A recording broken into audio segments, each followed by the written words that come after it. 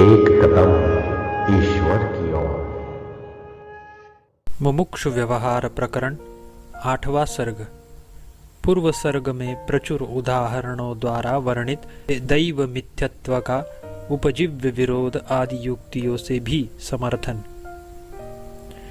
हे श्री रामचंद्र, जिसकी न जाति है या न अनुगत शरीर के अवयवों का संगठन ही है, न कर्म है, न चेष्टाएं हैं और न किसी प्रकार का पराक्रम ही है, उस दैव का कैसा स्वरूप है, इस बात को निर्णय पूर्वक यथार्थ रूप से कोई नहीं बतला सकता, क्योंकि उसे बताना कठिन ही नहीं असंभव है।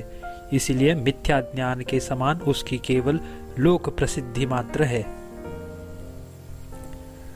अपने कर्मफल की प्राप्ति होने पर इस कर्म का इस क्रम से अनुष्ठान किया था, इसलिए इस प्रकार फल प्राप्त हुआ। ऐसे जो वाग व्यवहार होते हैं वे ही दैव नाम से लोक में प्रसिद्धि को प्राप्त हुए हैं।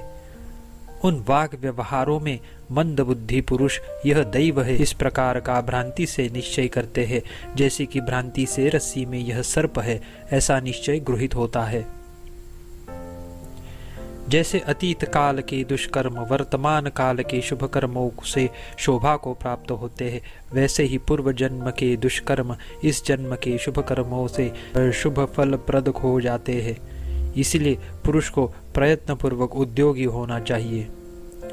जिस मंदमती का मूढ़ों द्वारा अनुमान से सिद्ध दैव है, अर्थात जो दुर्मति मूढ़ों द्वारा कल्पित दैव को मानता है, उस दुर्मति को मैं भाग्य से नहीं ही जलूंगा ऐसा निश्चय कर अग्निकुंड में कूद पड़ना चाहिए। यदि कर्ता धर्ता सब कुछ दैव ही है तो पुरुष की चेष्टा से क्या प्रयोजन है। स्नान दान उठना बैठना बोलना आदि सभी व्यापारों को दैव ही कर देगा। मनुष्य को शास्त्रों का उपदेश देने से किस फल की सिद्धि होगी, क्योंकि यह पुरुष तो बोलने के लिए भी स्वतंत्र नहीं है। दैव जैसा चाहता है वैसा उससे नाचना चाहता है। फिर इस संसार में किसको क्या उपदेश दिया जाए। इस लोक में शव को छोड़कर अन्य किसी में भी चेष्टा का अभाव नहीं देखा गया है। चेष्टा से ही फल प्राप्ति होती है, दैव से नहीं। इसलिए दैव निरर्थक है। मूर्ति रहती दैव मूर्ति युक्त पुरुष का सहकारी नहीं देखा जाता, इसलिए दैव निरर्थक है।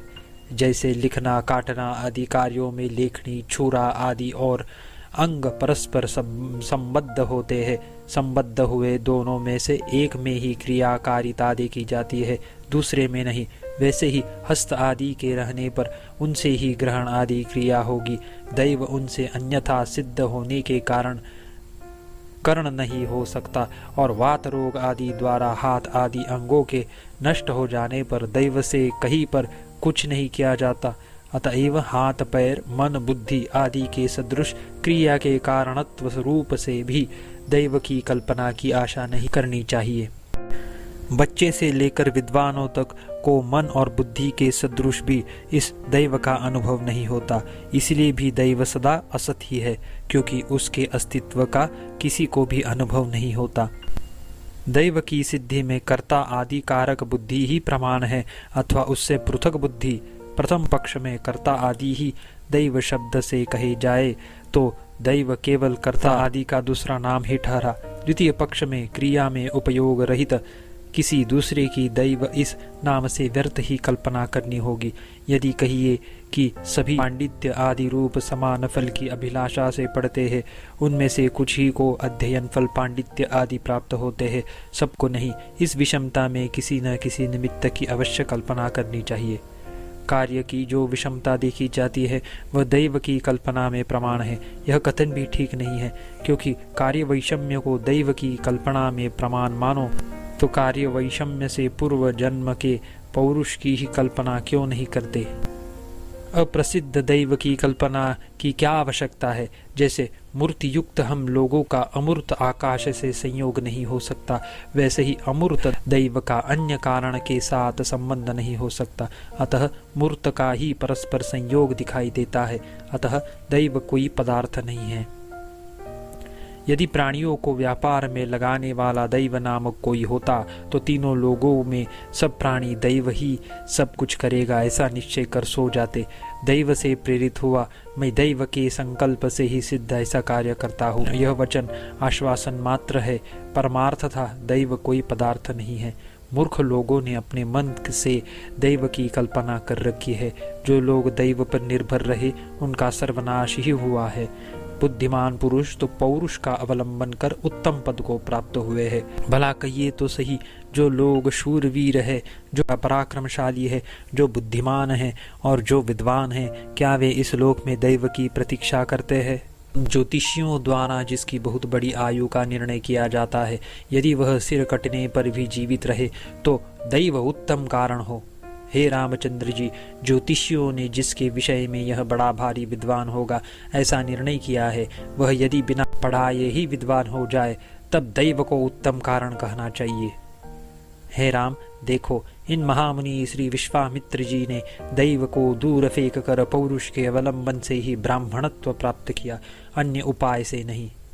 हम लोगों ने एवं अन्य और लोगों ने जो कि मुनि बने हैं, चिरकाल के प्रयत्न से ही आकाश गति प्राप्त की है।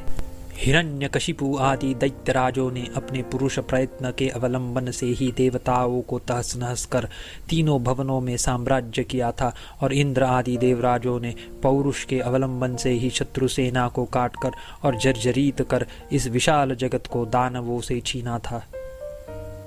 हे राम जी, राल एवं मधुमक्खी का छत्ता आदि के लेपन आदि रूप प्रसिद्ध पौरुष युक्ति से बांस की टोकरी में चिरकाल तक बड़ी खूबी के साथ पानी रखा जाता है। इसमें पौरुष ही कारण है, दैव नहीं। आत्मीय जनों का भरण पोषण, जबरदस्ती दूसरे के राष्ट्र को छीन लेना, क्रोध से दूसरे को दंड देना, भोग विलास एवं अन्य रोगादि निवृत्ति आदि रूप परिश्रम साध्य पुरुषार्थों के प्रति पराक्रम, मणि मंत्र और औषधि में जैसी शक्ति देखी जाती है वैसी दैव में शक्ति नहीं है। वे सब पौरुष से ही सिद्ध होते हैं। हे साधु चरित श्री राम जी, संपूर्ण कारणों और कार्यों से रहित अपने भ्रम से बने हुए के सदृश मिथ्या रूप असत्य दैव की उपेक्षा कर तुम उत्तम पौरुष का अवलंबन करो। 8वां सर्ग समाप्त।